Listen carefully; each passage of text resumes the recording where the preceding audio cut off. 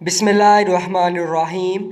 जिस वक़्त कैदियों को दमिश्क में लाया गया था तो उस वक़्त एक औरत यजीद की बीवी हिंद के पास आई और इससे कहा कि ए हिंद, अभी अभी कुछ कैदी आए हैं, इन्हें देखकर दिल दहल उठता है, आओ चलें वहाँ दिल बहलाएं। हिंद उठी और इसने उम्दा लिबास ज़ेब तन किया और अपनी सरतापा चादर ओढ़ी और इस मकाम पर आई। जब वो कुर्सी पर बैठ गई तो हज़रत ज़ैनब की नज़र इस पर पड़ी। आपने गौर से इसकी तरफ देखा तो उसे पहचान लिया और अपनी बहन हज़रत उम्मे कलसूम से कहा, बहन, क्या आपने इस औरत को पहचान लिया है? हज़रत कलसूम ने जवाब दिया कि नहीं, मैंने उसे नहीं पहचाना। हज़रत ज़ैनब ने फरमाया, ये हमारी कनीज़ हिंद बिनते अब्दुल्ला है जो हमारे घर में काम काज करती थी। हज़रत ज़ैनब की बात सुनकर हज़रत उम्मे कलसूम ने अपना सर नीचे कर लिया और इसी तरह हज़रत ज़ैनब ने भी अपना सर नीचे कर लिया ताकि हिंद इनकी तरफ मतवज्जा ना हो। लेकिन हिंद इन दोनों बीबियों को गौर से देख रही थी। इसने आगे बढ़कर पूछा, आपने आपस में गुफ्तगू करके पुरइसरार तौर पर और ख़ास अंदाज में अपने सर झुका लिए हैं, क्या कोई ख़ास बात है? हज़रत ज़ैनब ने कोई जवाब न दिया और ख़ामोश खड़ी रहीं। हिंद ने फिर पूछा, बहन, आप किस इलाके से हैं? अब हज़रत ज़ैनब ख़ामोश न रह सकीं और फरमाया, हम मदीना के रहने वाले हैं। हिंद ने मदीना मुनव्वरा का नाम सुना तो पूछने लगी, बहन, क्या आप मदीना वालों को जानती हैं? हज़रत ज़ैनब ने फरमाया, आप किन मदीना वालों के बारे में दरियाफ़्त करना चाहती हैं? हिंद ने कहा, मैं अपने आका हज़रत इमाम अली के घराने के मुताल्लिक़ पूछना चाहती हूँ। हज़रत अली के घराने का नाम लेकर हिंद की आंखों से मोहब्बत के आंसू जारी हो गए और ख़ुद कहने लगी, मैं इस घराने की खादमा थी और वहाँ काम किया करती थी, मुझे इस घराने से बहुत मोहब्बत है। हज़रत ज़ैनब ने पूछा, तो इस घराने के किन अफराद को जानती है और किन के मुताल्लिक़ दरियाफ़्त करना चाहती है? हिंद ने कहा कि हज़रत इमाम अली की औलाद का हाल मालूम करना चाहती हूँ।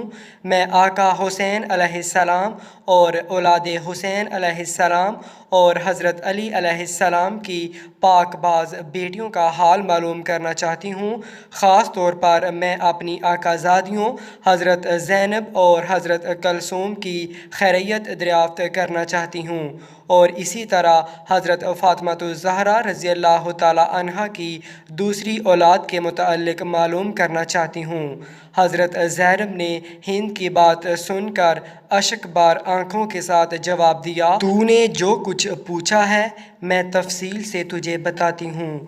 तूने अली अलैहिस्सलाम के घर के मुताल्लिक़ पूछा है तो हम इस घर को खाली छोड़कर आए थे। तू हुसैन अलैहिस्सलाम के मुताल्लिक़ दरियाफ़्त करती है तो ये देखो, तुम्हारे आका हुसैन अलैहिस्सलाम का सर तुम्हारी शोहर यजीद के सामने रखा है।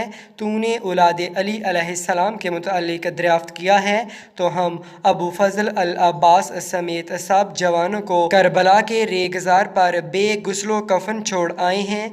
तूने औलाद हुसैन अलैहिस्सलाम के मुताल्लिक़ पूछा है तो इनके सब जवान मारे गए हैं, सिर्फ़ एक अली इब्नुल हुसैन अलैहिस्सलाम बाकी हैं जो तेरे सामने हैं और बीमारी की वजह से उठ बैठ नहीं सकते हैं। और जो तूने हज़रत ज़ैनब के मुताल्लिक़ दरियाफ़त किया है तो दिल पर हाथ रख कर सुन कि मैं ज़ैनब हूँ और ये मेरी बहन उम्मे कलसूम है। हज़रत ज़ैनब का दर्दनाक जवाब सुनकर हिंद की चीख निकल गई और मुँह पीट कर कहने लगी, हाय मेरी आकाज़ादी, ये क्या हो गया? हाय मेरे मौला का हाल कैसा है?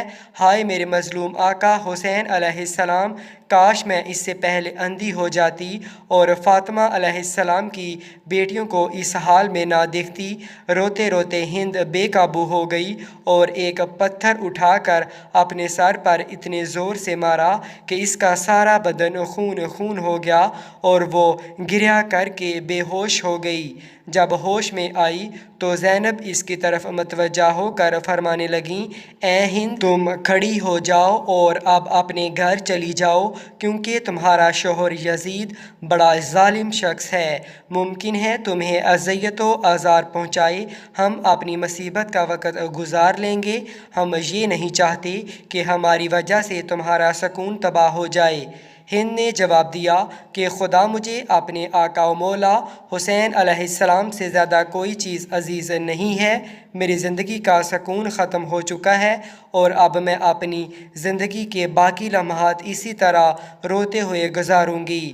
اور اے میری آقا زادیوں، میں آپ سے درخواست کرتی ہوں آپ سب میرے گھر آئیں، ورنہ میں بھی آپ کے ساتھ یہیں بیٹھی رہوں گی اور قطعاً اپنے گھر نہیں جاؤں گی۔ یہ کہہ کر ہند اٹھ کھڑی ہوئی اور اپنی چادر اتار کر منہ پیٹتی ہوئی سربرہنہ یزید کے پاس آ گئی۔ یزید اس وقت 700 کرسی نشین بیرون ملک کے سفیروں کے ساتھ بیٹھا ہوا تھا، اپنی تعریف میں محو تھا۔ ہند نے یزید سے کہا، اے یزید، کیا تو نے حکم دیا ہے کہ میرے آقا زادے حسین علیہ السلام کا سر نوک نیزہ پر بلند کر کے دروازے پر لٹکایا جائے؟ نواسۂ رسول صلی اللہ علیہ وآلہ وسلم کا سر میرے گھر کے دروازے پر؟ یزید نے اپنی زوجہ کو اس حالت میں دیکھا تو فوراً اٹھ کھڑا ہوا اور بڑے دربار میں اسے سربرہنہ دیکھ کر برداشت نہ کر سکا، اسے چادر پہنائی اور کہنے لگا، ہاں یہ حکم میں نے دیا ہے، اب تو نواسۂ رسول پر گریہ و ماتم کرنا چاہتی ہے تو بے شک کر لے، لیکن حقیقت یہ ہے کہ ابن زیاد نے جلد بازی سے کام لیتے ہوئے حسین کو قتل کر ڈالا ہے۔ جب یزید نے یہ چاپلوسی و مکر و فریب سے بھرے ہوئے جملے کہہ چکا تو اس وقت اس نے ہند کو چادر اوڑھائی تو ہند نے کہا، اے یزید، خدا تجھے تباہ و برباد کرے، اپنی زوجہ کو بڑے مجمع میں سربرہنہ دیکھ کر تیری غیرت جاگ اٹھی ہے، مگر تو رسول زادیوں کو کھلے عام سربرہنہ کر کے بازاروں اور درباروں میں لایا ہے اور ان کی چادریں چھین کر انہیں نامحرموں کے سامنے لاتے وقت تیری غیرت کہاں مر گئی تھی؟ وائے ہو اے یزید!